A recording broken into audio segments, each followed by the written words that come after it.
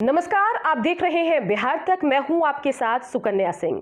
शहाबुद्दीन की मौत हो चुकी है और उनकी मौत के बाद जो कार्यक्रम होता है 40वां का, वो भी संपन्न हो गया। लेकिन उस कार्यक्रम में आरजेडी के बड़े नेता नहीं आए, जिसके बाद उन हवाओं को और बल मिलने लगा, उन अफवाहों को और बल मिलने लगा कि शहाबुद्दीन का परिवार आरजेडी के पार्टी से, या आप कहें कि आरजेडी के बड़े नेताओं से, लालू परिवार से नाराज चल रहा है। और इन सब के बीच ओसामा शहाब प्रभुनाथ सिंह से मुलाकात करते हैं। उसके बाद इस मुलाकात के भी कई मायने निकाले जाते हैं। मायने ये निकाले जा रहे हैं कि क्या शहाबुद्दीन की विरासत को ओसामा अब संभालेंगे? वो तैयार हो गए हैं। पिता की मौत के बाद का जो दुख था, उससे उबर कर अब राजनीति में एक्टिव हो गए हैं, अपने ऑप्शंस तलाश रहे हैं। सवाल कई हैं, लेकिन देखना होगा कि आगे चलकर इसका क्या जवाब मिलता है। चलिए सबसे पहले पूरी खबर आपको बताते हैं। सिवान के पूर्व सांसद दिवंगत शहाबुद्दीन के बेटे ओसामा शहाब शुक्रवार को महाराजगंज के पूर्व सांसद प्रभुनाथ सिंह से मशरक स्थित उनके आवास पर मुलाकात करने पहुंचे।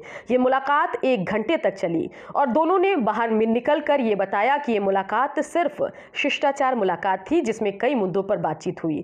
और इस बारे में क्या बात हुई, ये मीडिया को नहीं बताया गया। लेकिन सियासत में कयासों का बाजार गर्म है। शहाबुद्दीन की मौत दिल्ली में कोरोना से हुई थी, जिसके बाद शहाबुद्दीन के परिवार और राजद से उनके संबंधों को लेकर कई तरह की अटकलें लग रही है। बता दें कि ये अटकलें ज्यादा इसलिए लग रही है क्योंकि आरजेडी का वोट बैंक जो है वो एमवाई कॉम्बिनेशन माना जाता है, मुस्लिम यादव कॉम्बिनेशन माना जाता है। लेकिन इस मुस्लिम कॉम्बिनेशन में या इस अल्पसंख्यक वोट बैंक में सीमांचल में एआईएमआईएम सेंधमारी कर चुका है। और अब अगर सीवान की बात करें तो बेशक शहाबुद्दीन अब हमारे बीच नहीं है, दिवंगत नेता हैं, लेकिन फिर भी उनका एक प्रभाव उस क्षेत्र में है। वहां का जो अल्पसंख्यक समुदाय है वो उनको अपना बड़ा नेता मानता है।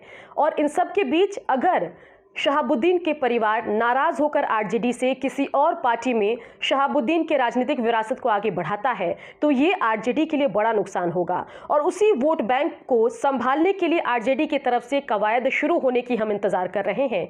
एक मुलाकात तो हुई थी तेज प्रताप यादव की ओसामा के साथ, लेकिन आगे देखना होगा कि क्या तेजस्वी भी मुलाकात करेंगे, क्या लालू प्रसाद यादव भी फोन से बातचीत करके उनके परिवार को समझाएंगे। अगर आरजेडी के प्रवक्ताओं से आप बात करें तो वो तो कहते हैं कि वो हमारा परिवार जैसा है। दोनों परिवारों के संबंध राजनीतिक नहीं, पारिवारिक हैं, और ऐसे में वो परिवार किसी पार्टी के साथ नहीं जाने वाला, वो हमारे साथ ही रहेगा।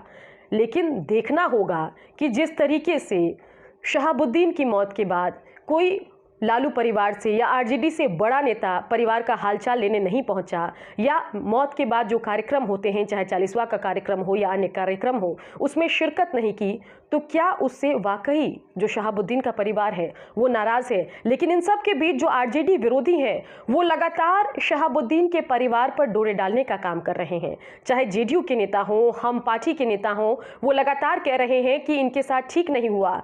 सलीम परवेज का भी बयान हमने सुना। उन्होंने भी कहा कि जिस तरह का रवैया आरजेडी का शहाबुद्दीन की मौत के बाद उनके परिवार के साथ रहा, उससे आहत होकर उन्होंने आरजेडी छोड़ दी है। तो शहाबुद्दीन के मित्र सलीम जी ने तो आरजेडी छोड़ दी। अब देखना होगा कि शहाबुद्दीन का परिवार, ओसामा शहाब, किस पार्टी के साथ अपने पॉलिटिकल करियर को आगे बढ़ाते हैं। इसी तरीके से बिहार की हर खबर हम आपको बताते रहेंगे। बिहार की खबरों के लिए आप देखते रहिए बिहार तक।